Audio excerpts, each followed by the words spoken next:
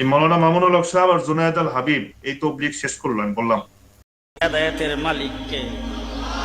হেদায়েতের মালিক কে?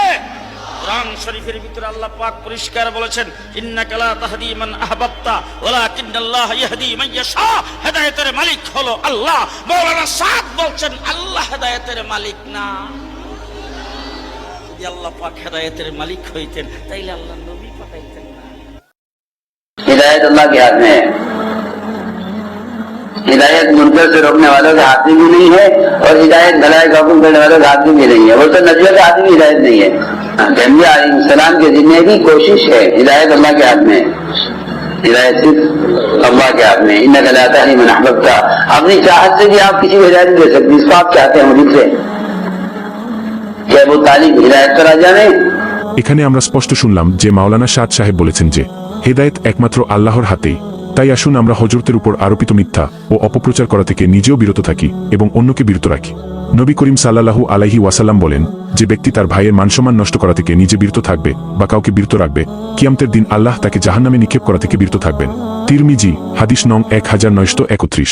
জুনায়েদ আল হাবিব, উনার কথা আমি বলবো না, কারণ উনি যে কি লোক এটা ওনার ব্যাকগ্রাউন্ড দেখলে বোঝা যায়। নাম দিছে খতিবে বাঙ্গাল। তো খতিবে বাঙ্গাল নাম দিছেন আপনি, আপনার নিজের নাম কি কেউ নিজে দিতে পারে? যে আমি আল্লামা, আমি এইগুলো বলার জন্য না। ওনার যে বলার স্টাইল, ওনার যে উম্মতের সামনে যখন পেশ করে কোনো কথা, যেভাবে অহংকারের সাথে পেশ করে। এখন দেখেন এই তাবলিগের কিছু লোকজন এসে কেউ আচ্ছা মৌলবীরে কি লেগে আমরা তাবলিগ লইয়া নামলো, তাবলিগ আমরা গাঠি লইয়া লিয়া মানুষের দরে দরে তাবলিগ করি, এরা মসজিদ মাদ্রাসায় থাকে, এরা কি লেগে নামলো? এই হেফাজতের যারা জিনার উলামা একরাম আছে, মাওলানা মামুনুল হক সাহেব বা জুনায়েদ আল হাবিব, ওনারা কি আরশাদ মাদানী সাহেবের থেকে বড় আলেম হয়ে গেছে? ওনারা কি তকি ওসমানের থেকে বড় আলেম হয়ে গেছে? আপনারা আমাদেরকে বলেন যে ওলামা বিদ্বেষী, ওলামা বিদ্বেষী, আমরা ওলামা বিদ্বেষী। বড় এখন বড় ওলামা বিদ্বেষী কারা? আপনারা তো তকি ওসমানের কথা মানেন না, আপনারা তো আরশাদ মাদানীর কথা মানেন না। আসল ওলামা বিদ্বেষী কারা? তো ওনারা তো ওনাদের ব্যাকগ্রাউন্ড যদি যাচাই করেন, ওনারা তো আসলে পলিটিক্যাল ব্যাকগ্রাউন্ড ওনাদের, ওনারা তো তবলিগের বাইরের লোক। আজকে তাবলিগ জামাতের লোকেরা বেশি লাফালাফি করবা, মসজিদের থাকা জায়েজ নাই। হুজুর কথা বললেন, সেই জায়েজ ফতোয়া আমরা দিয়েছি তোমাদেরকে মসজিদে রাখার জন্য, ঠিক না বেঠিক? সহিহ উসুলের তাবলিগ করো, আমরা এই দেশে সহিহ উসুলের পক্ষে বহস করে তাকে প্রতিষ্ঠিত করেছি। তাবলিগের জামাতের মসজিদ থেকে দইরা গাট্টি শুদ্ধা ফেলাই দিছে পানিতে।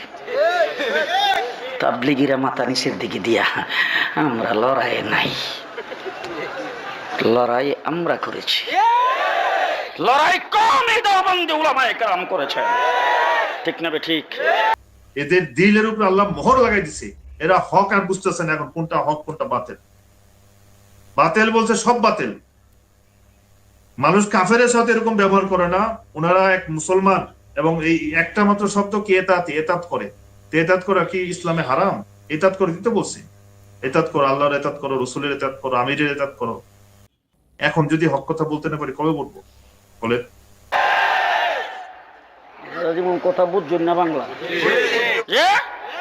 ওয়াসিফার মতলম পড়ার হাতে টঙ্গীর মাঠের দায়িত্ব দেওয়া যাবে না, আর কাকরাইল মসজিদও ছেড়ে দেওয়া যাবে না।